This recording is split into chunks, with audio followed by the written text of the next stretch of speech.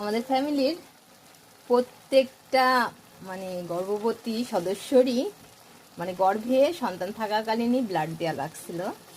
তা একমাত্র আমি যে আল্লাহর রহমত যে মানে খুব ছোটখাটো মানুষ, তো আমি আর একটু গরিব গরিব মানুষ, সেজন্য আমারই মানে গর্ভে এই বেবিগুলো থাকাকালীন ব্লাড দেওয়া লাগে নাই, কারণ আমি একটু সাধারণ খাবারগুলো খাই। এটা কি বলতে পারেন, এইটা আয়রন তৈরির একটা খাদ্য।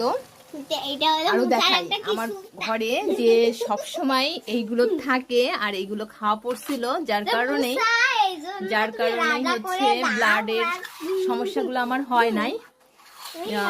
এই দেখেন, এই সবজিগুলোর নাম বলতে পারেন কে কে বললেন। তারপরে এটা দেখেন, এইগুলোও খাওয়া পড়ছে, সবজি যেগুলার কারণে ব্লাডের সমস্যাগুলোতে আমি পড়ি নাই। আর সঙ্গে ছিল হচ্ছে পাতিলেবু।